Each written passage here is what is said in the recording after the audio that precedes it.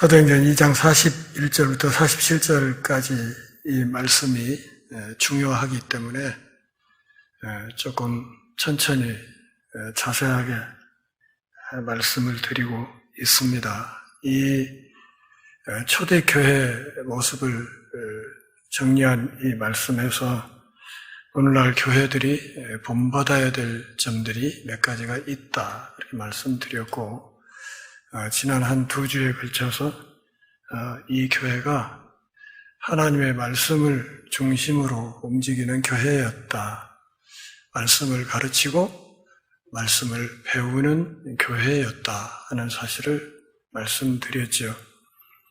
지난주에도 말씀드렸듯이 성령 충만이라고 하는 것은 항시 하나님의 말씀과 함께 간다 하는 사실을 이해하실 필요가 있습니다. 무슨 신비 체험을 하고 방언이 터지고 남이 못 보는 걸 보고 그냥 갑자기 벌떡 자빠져 버리고 이런 것이 성령 충만이 아니고, 사실 온전한 성경이 말하는 참된 의미의 성령 충만은 바로 하나님의 말씀에 붙들리는 것이고 그 말씀의 다스림을 받는 것이다 하는 말씀을 드렸습니다. 두 번째 특징으로 친교하는 교회였다 하는 사실을 말씀드리고 조금 얘기를 하다가 시간이 되어서 마쳤습니다. 성령 강림이라고 하는 것이 단기적인 효과가 있고 또 다른 면에서는 아주 장기적인 효과가 있는데, 단기 효과는 바로 오순절 성령 강림이 있던 날에 사람들이 변화되어서 갑자기 방언을 말한다든지 갑자기 담대해졌다든지 하는 이런 것들을 말할 수 있겠습니다. 그런데 평생 이런 상태로 갈 수는 없겠지요. 그런 점에서 성령이 장기적으로 임하면서 우리의 삶을 거룩하게 이끌어가는 장기적인 효과가 있는데, 그 효과는 언제나 그리스도의 몸인 교회 공동체를 통해서 나타나게 된다. 다시 말하면 이 땅에 그분의 몸인 지상교회를 세우는 것, 그리고 그 교회가 활동하는 것, 이 모든 것들이 성령의 장기적인 효과라고 말을 할 수 있는 것들입니다. 오늘 저녁에 우리가 이 예배당을 향해서 찾아온 것도 사실은 성령님의 역사와 또 인도와 성령님의 활동을 통해서 우리가 여기에 온 것이지요. 단지 우리 자신의 열정과 열심만으로 이 자리에 오기로 했다고 한다면 아마 여기 계신 분들 중에도 또 몇 분쯤은 마귀가 오라는 대로 어디에 가서 앉아있지 않았을까 하는 생각을 할 수 있습니다. 우리가 그래도 이 정도라도 신앙생활을 꾸준히 지속할 수 있는 결정적인 이유는 바로 성령 하나님께서 우리를 계속해서 다스리고 우리의 생각과 마음을 이끌어 가시기 때문이다. 그렇게 말할 수 있겠습니다. 적어도 마귀보다 강한 힘을 갖고 계신 분이 성령 하나님이기 때문에 그렇습니다. 힘의 순서로 말하면 가장 약한 게 우리들이고, 그 다음에 좀 강한 게 마귀이고, 그 다음으로 정말 강하신 분이 하나님이시기 때문에 그렇습니다. 그러니까 우리가 정말 강하신 성령 하나님의 은혜와 능력을 힘입지 않고는 사실 건강한 신앙생활을 해나가기가 굉장히 어렵다. 성도들이 친교했다고 그랬어요. 그리고 이 친교한다 하는 이 말이 나중에 다시 설명을 하겠지만 코이노니아라는 헬라어인데, 이 말은 많은 경우에 공유하다, 영어로는 share, sharing 이런 말로 번역이 되는 그런 말입니다. 뭘 공유했냐? 오늘 본문에도 있듯이 각자 가지고 있는 재산들을 온 교회가 함께 나누어서 쓰게 되었다 하는 이야기를 하고 있죠. 이것은 전적으로 교회 안에 있었던 부자 성도들의 자선과 구제를 통해서 가능한 일이라는 사실을 말씀드렸습니다. 이렇게 해서 교회 안에서 소위 평균케 하는 어떤 일이 일어나게 됨으로 인해서 교회 안의 모임 자체가 그야말로 종말론적인 잔치의 예표로 나타날 수 있다는 것입니다. 제가 이제 예배를 그 주일 한마당 잔치 이렇게 했더니 돌아가신 저희 아버님이 늘 그걸 가지고 저한테 압박을 하셨어요. 야, 잔치가 뭐냐, 예배가. 잔치가 뭐야, 잔치가.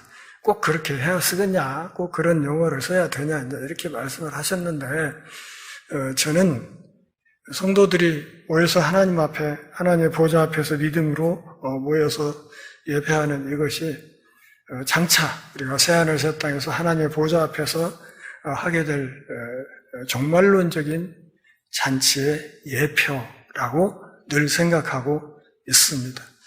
이제 신학 용어로 말을 하면 프롤랩시스라는 용어를 쓸 수 있습니다. PROLEPSIS.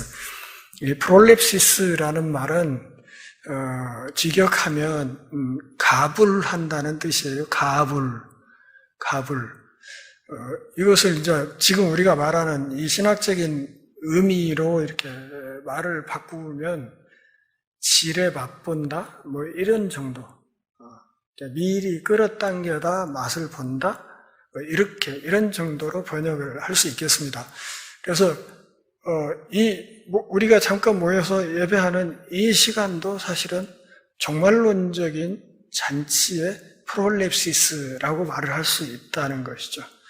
그러니까 지금 우리가 예배하면서 뭐 말씀을 들을 때든지 기도할 때든지 찬양할 때든지 또 예배 후에 성도들이 교제하는 이런 일들을 통해서 하나님의 백성으로서의 어떤 기쁨을 소소하게 느낀다면 이렇게 느껴오는 이것이 일종의 종말론적 잔치의 프롤랩시스, 끌어당겨다 미리 조금씩 맛보는 것이기 때문에 그러면 새하늘 새 땅에서 우리가 누릴 그 종말론적인 잔치의 기쁨과 그 잔치의 영광은 어떠할 것이냐 하는 것은 지금 우리가 느끼고 있는 이 소소한, 요즘 사람들 말로 소확행이라고 하나요?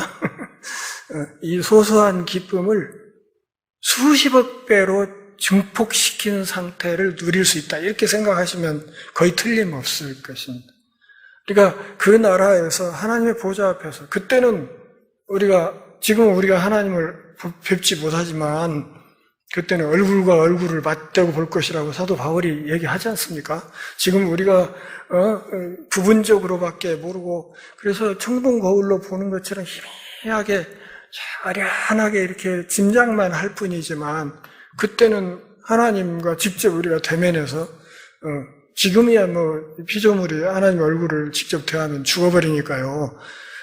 어려운 일이지만 어쨌든 그렇게 하나님 보좌 앞에 모여서 모든 역사상 하나님을 섬겼던 모든 백성들이 한데 모여서 피부 색깔이나 민족이나 종족이나 언어나 이게 상관없이 모든 하나님의 백성들 소위 14만 4천으로 상징되는 온전한 하나님의 백성 공동체가 한데 모여서 그 영광의 보좌 앞에서 하나님을 찬양하고 하나님께 행배하고 하나님의 그 빛난 얼굴을 마주 대하고 이렇게 살면서 그분을 경배하면서 누리는 기쁨과 감격이라는 것은 우리가 상상하기도 어려운 것이지만 그래도 우리가 예배 때마다 또 말씀을 들을 때마다 기도할 때마다 찬양할 때마다 조금씩 느끼는 하나님의 은혜를 수십억 배로 증폭시킨 것보다 더 큰 어떤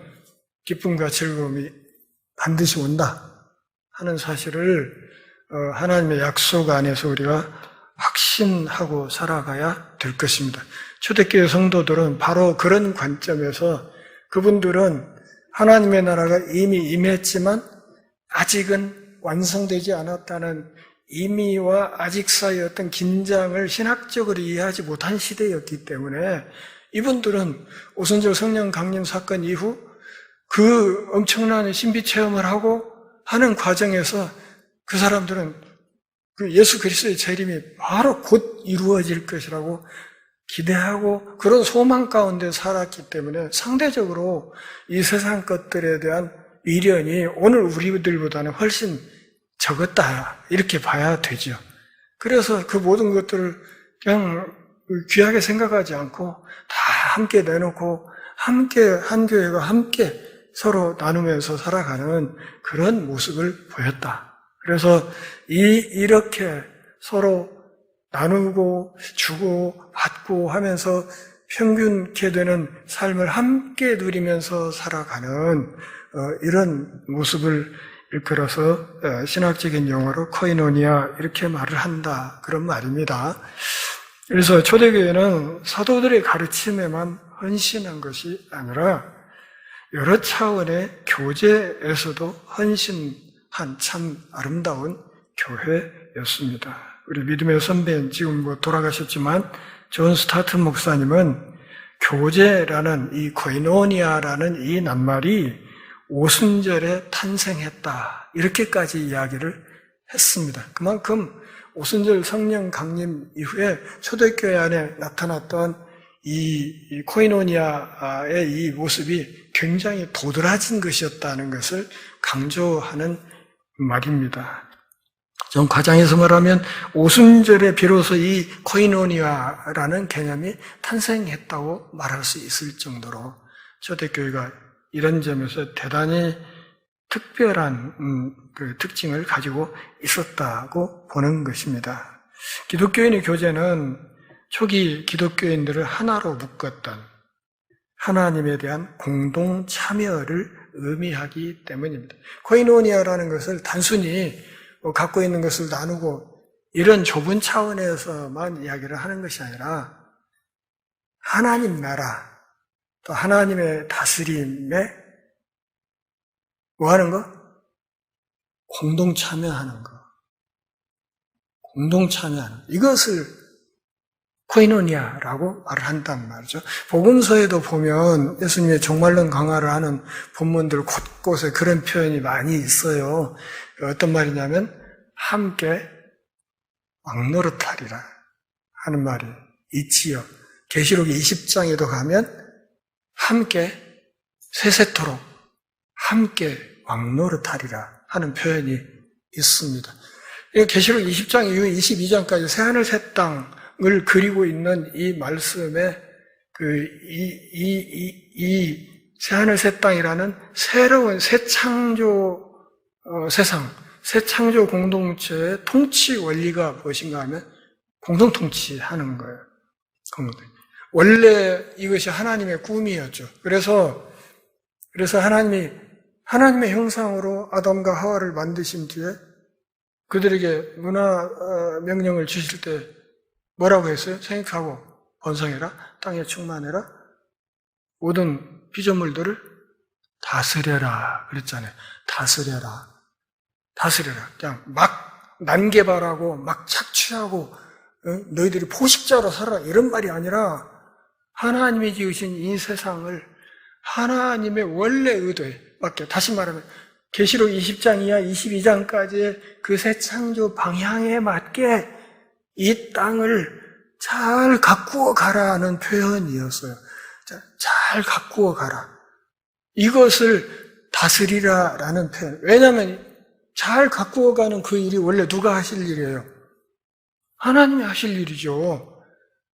창조주이신 하나님이 하실 수 있는 일이고 하셔야 될 일이에요. 그런데 그 일을 창세기에서 하나님이 삼위 하나님 당신들만 그 일을 하지 않고 그분들의 형상인 사람을 세워놓고 그 사람에게 당신들이 해야 될 그 일들을 똑같이 맡겨준 거예요.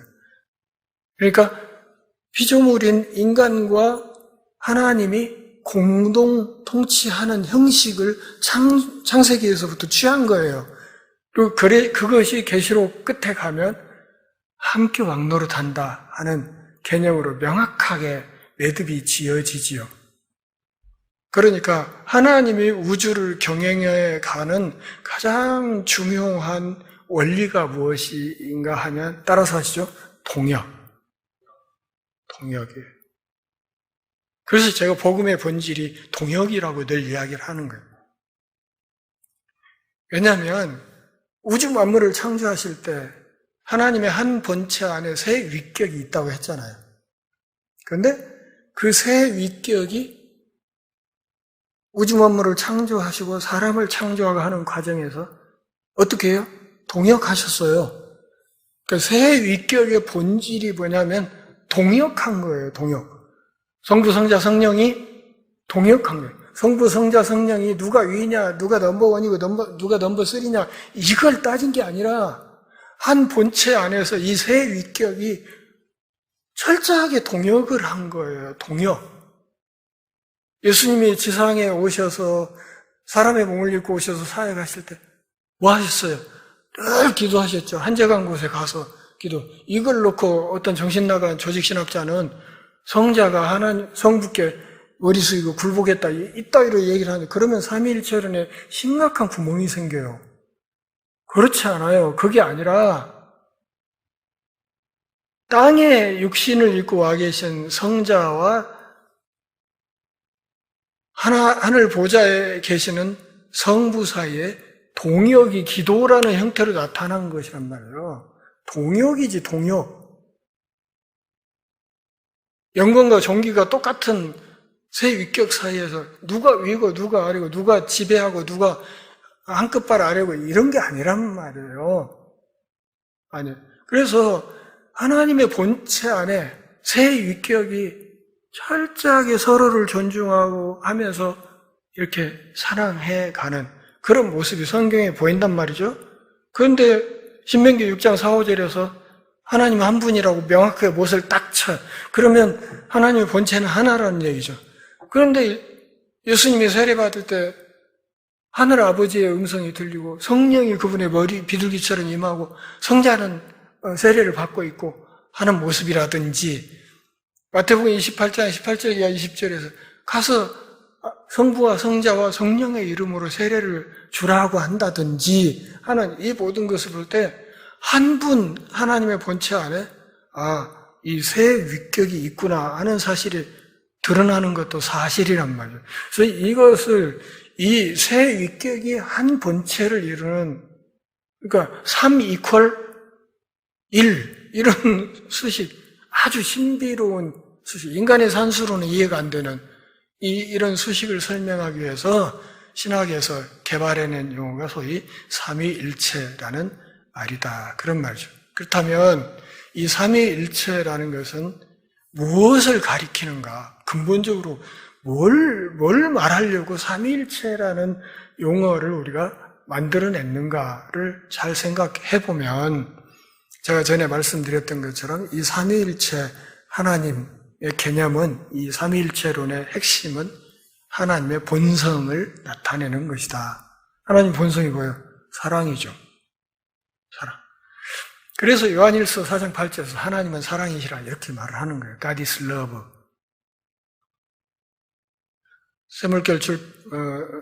세물결 플러스 출판사에서 God is love라는 이렇게 두꺼운 책이 한 권, 그게 조직신학을 정리해 놓은 책인데 관심 있는 분들은 한번 사서 읽어보시기를 바랍니다.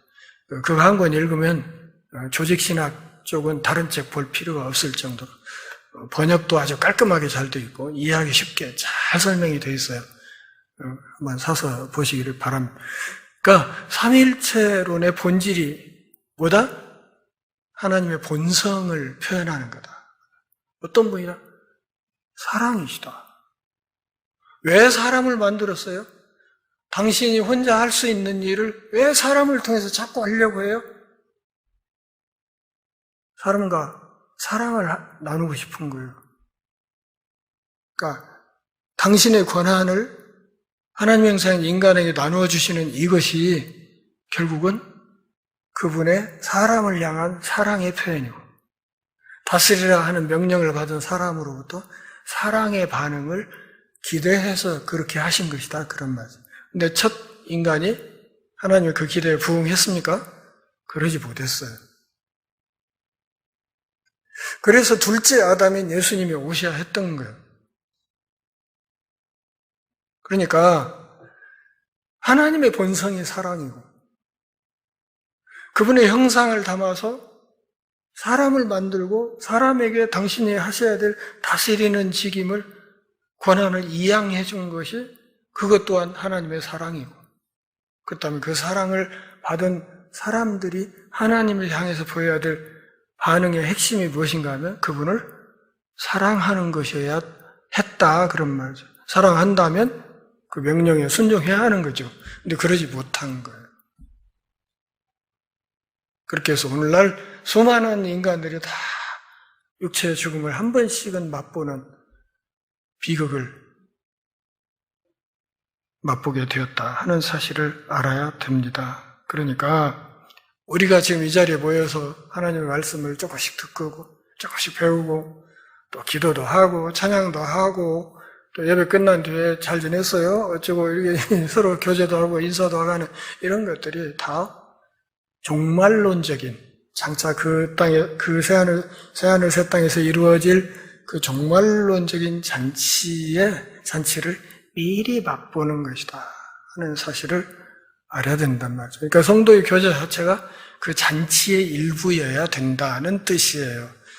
우리가 주일 낮예배 끝나고 1층 식당에서 그냥 밥 먹는 거 그거 쉽게 생각하시면 안 돼요. 그거 그냥 점심 때 됐으니까 그냥 한 끼 때우고 지나가는 게 그게 아니에요. 그게 아니고 그 공동 식사 자체가 예배 후에 성도들이 모여서 나누는 공동 식탁 자체가 이것 역시 종말론적인 잔치의 일부라는 사실을 아셔야 돼요. 이게 얼마나 복된 잔치인지를 알아야 된단 말이죠. 그냥 단지 때 됐으니까 잠시 허기를 때우기 위해서 한 끼 먹고 그거 아니란 말이에요. 정말 중요한 신학적인 의미가 있는 행사다 하는 사실을 아셔야 된단 말이죠. 그래서 기독교인의 교제는 초기 기독교인들을 하나로 묶었던 하나님의 공동 참여였다. 그러니까 하나님의 다스림에 동참하는 의미가 있다. 그러니까 성도들이 가진 것을 서로 나누는 것은 그 공동 통치의 극히 작은 한 영역이라는 사실을 알아야 된다. 그런 말입니다. 그래서 요한 1서 1장 3절에서 요한은 이렇게 말했습니다. 우리가 보고 들은 바를 너희에게 전함은 너희로 우리와 사귐이 있게 하려 함이라. 우리의 사귐은 아버지와 그의 아들 예수 그리스도와 함께 함이라. 사도가 보고 들었어요. 뭘? 하나님을. 하나님 볼 수 있습니까? 볼 수 없어요. 영이신 하나님을 우리 육체 감각기관으로 어떻게 파악을 하겠어요? 안 되죠. 그런데 보고 듣고 만질 수 있는 볼 수 있는 하나님으로 오셨어요. 그 예수 그리스도라 그 말이죠. 그래서 골로새서 1장 15절에서 그리스도는 하나님의 형상이라 이렇게 말하는 거예요. 인간이 하나님의 형상이라 하는 이 말은 같은 말이에요. 인간이 하나님의 형상이다. 그리스도는 하나님의 형상이라고 했을 때 결국 그리스도가 하신 일이 뭐예요? 보이지 않는 하나님을 보여주신 분이었거든요. 그렇다면 창세기 인간 역시도 해야 될 일이 뭐였어요? 그들의 삶을 통해서 피조물을 잘 가꾸고 이렇게 관리하는 이 일을 통해서 하나님을 드러냈어야 된다. 그런 거죠. 하나님. 근데 그렇게 하지 못했어요. 실패한 거죠. 그렇다면 오늘 우리가 하나님의 형상인 그리스도를 믿고 그분의 몸의 지체의 일부가 되어서 성전의 일부가 됐다면 우리 역시도 해야 될 일이 뭐겠어요? 우리가 해야 될 일. 이 땅을 살아가는 동안 해야 될 유일한 일, 그게 뭐예요? 세상에 하나님을 드러내는. 내 얼굴을 내고 내 이름을 내고 이게 아니고 내 모든 삶의 모든 크고 작은 일들을 통해서 우리가 궁극적으로 해야 될 일들은 뭐냐? 세상 사람들 앞에, 안 믿는 사람들 앞에 하나님을 보여주는 삶을 살아야 된다. 그것이 오늘 우리의 소임이에요. 잘하고 있습니까? 네. 그 밖에 흩어진 교회가 돼서 살 때 제가 자꾸 흩어진 교회 이렇게 말하는 것은 다른 것이 아니라 흩어진 그 자리에서 주변 사람들 앞에 보이지 않는 하나님을 우리의 삶의 모습을 통해서 보여줘야 된다는 이야기를 하는 거예요. 그렇게 살고 있냐 그 말이죠. 우리 직장 동료들이 내가 사는 모습을, 내가 평소에 생각하고 말하는 모습을, 행동하는 모습을 보면서 역시 저 사람 전주 열린문교회 교인이라더니 다르네. 사람이 저렇게 살아야 되는 것 같긴 해. 내가 당장 교회 나갈 마음은 없지만 그래도 확실히 저 사람은 진짜 예수 믿는 사람이라고 할 수 있겠어.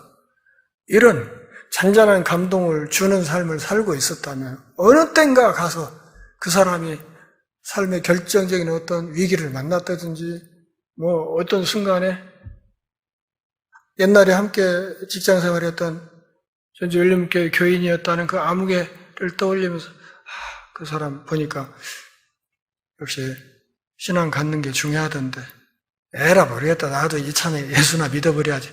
이렇게 되는 거란 말이에요. 이게 전도지향적인 삶이라는 게 다른 게 아니라 우리 주변의 모든 사람들에게 내 안에 계시는 하나님의 거룩한 모습을 밝히 드러내는 삶. 이것이 우리가 부름받아 사는 소명을 잘 감당하는 삶이다 하는 것을 알아야 됩니다. 그러니까 사도 요한은 그 육체로 오신 예수님을 실제로 봤어요. 그분의 음성을 직접 들었어요. 그걸 전했다는 거야. 그걸 전해줬어요. 그것을 사람들에게 가르치고 내가 만났던 예수님이 어떤 분이라고 가르쳐줬다고 얘기를 해요. 너희에게 전했다. 그렇게 전한 목적이 뭐냐? 전해준 나와 여러분 사이에 코이노니아가 있게 하려 하고. 근데 이 코이노니아는 아버지와 그의 아들 예수 그리스도와 함께 하는 것이다. 그러니까 하나님의 사역에 공동 참여하는 것. 그것이 말씀을 가르치고 말씀을 배우고 하는 사람들 사이에 가장 중요한 삶의 목표다 하는 것입니다. 제가 여기서 지금 잠깐 말씀을 이러쿵저러쿵 조금씩 설명을 하지만 또 여러분들이 듣고 계시고 하지만 결국 이거의 궁극적인 목표는 뭐냐면 하나님의 우주 경영에 우리가 그런 일을 하는 과정에서 조금씩 동참한다. 그런 말, 동참. 그리고 이것이 궁극적으로는 계시록 24쪽에 갔으면 예수님 재림하신 뒤에 본격적으로 우주 전체를 그리스도와 더불어 하나님과 더불어 성도들이 14만 4천의 성도들이 함께 왕노릇하는 그런 아름다운 모습으로 나타나게 될 것이다 하는 것이죠. 신나지 않습니까? 이거 생각하면 상당히 신나는 일인데 그렇잖아요. 지금 우리는 이 땅에 전라도 한 구석에서 그냥 참 의지치 않게 쪽쪽지 않게 살고 참 매일매일 한순간순간 힘들게 살지만 전라도 말로 폭폭한 일이 한두 가지가 아니지만 그럼에도 불구하고 그날에는 우주 만물을 하나님과 함께 내가 함께 왕노릇하는 삶을 살 수 있다. 그러려면 이 땅에서 그분을 잘 드러내는 삶을 보다 성실하게 살 필요가 있다 하는 사실을 알아야 됩니다. 이 친교에 해당되는 헬라 단어 코이노니아는 여지껏 설명했듯이 어떤 것을 공유한다 하는 것과 관계가 있습니다. 유대인들은 함께 모여서 예배 후에 이제 공동 식사를 했는데 식사를 할 때 그냥 식탁 앞에서 수저 들고 그냥 고개 꼭 숙여붙이고 그냥 밥만 열심히 퍼먹어버리는 것이 아니고, 그것이 아니라 식사를 하면서 식탁에 마주 앉은 사람과 항시 대화를 했어요. 대화. 이게 기본 습성이에요. 대화를 하면서 식사를 해요. 대화. 음식을 먹으면서 대화를 하면서. 이게 가장 기본적인 식탁 교제의 요소들이에요. 자, 그러면 그 자리에서 하나님의 영 앞에서 음식을 나누면서 서로 대화를 할 때 누군가의 험담을 할 수 있을까요? 없을까요? 그 아무개 집사 말이야. 그러면 안 돼. 아이, 그 인간 말이야. 집사님하고 나하고만 둘이만 알아. 그게 아니란 말이죠. 왜냐하면 이 공동 식사는 결정적인 모델이 뭐예요? 예수님이 행하셨던 최초의 성만찬, 또 최후의 만찬이라고 일컬어지는 그 성찬이었기 때문에 그 자리에서 예수님이 그렇게 했어요? 안 했잖아요.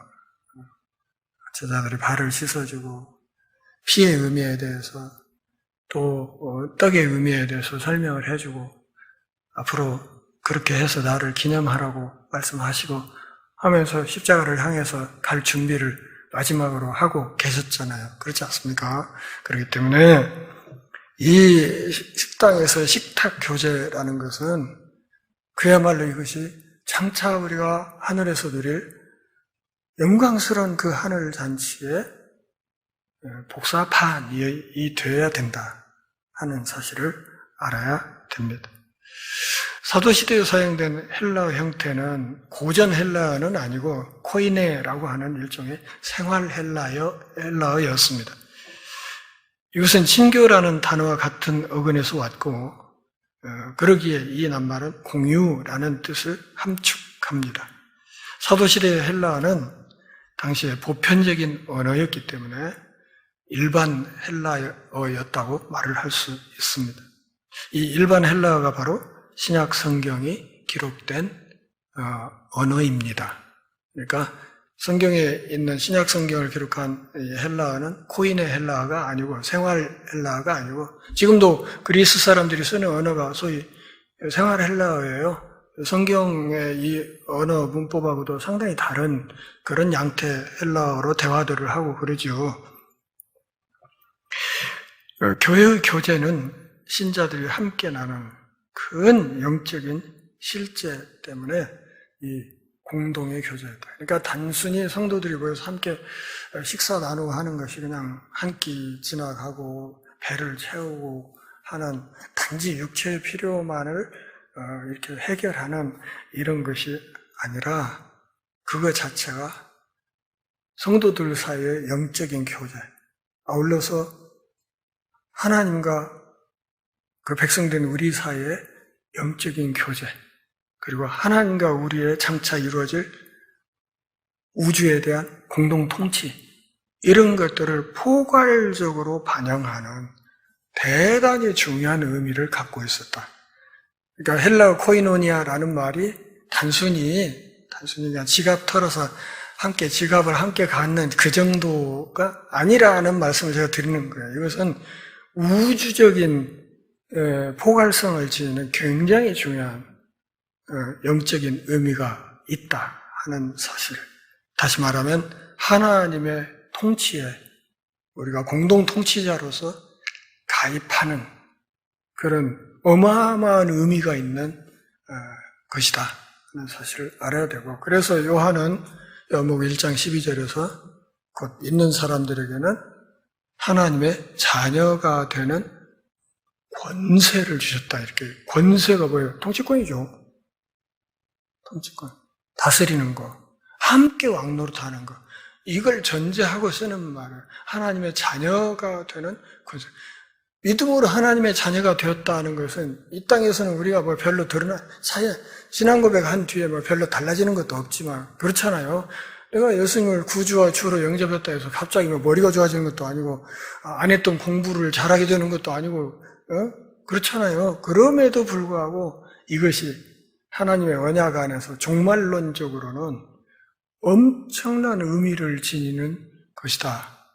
이게 정말 무시무시한 권세라는 사실을 전제하고 사도가 여기에 하나님의 자녀가 된다는 것이 곧 권세다. 권력이다.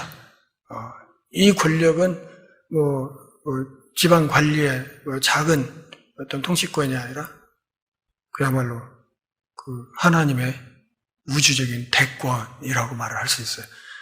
하나님의 우주적인 대권에 우리가 그 통치권에 동참하는 그런 위대한 의미를 지닌 것이다. 이것이 코이노니아라는 헬라어가 지니고 있는 중요한 의미라 하는 사실을 기억하시기를 바랍니다. 오늘은 여기까지 기도하겠습니다.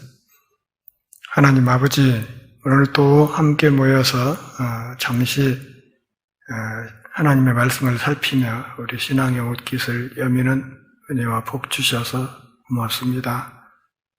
우리 삶이 다하는 그날까지 영광스러운 하나님 나라를 믿음으로 주목하면서 그 나라의 영광을 바라보면서 그 나라에 이루어질 하나님과의 참으로 영광스럽고 신나는 공동 통치를 믿음으로 바라보면서 이 땅의 광야길 힘차게 행진해 나갈 수 있도록 은혜를 허락하여 주옵소서. 예수님의 이름으로 기도합니다.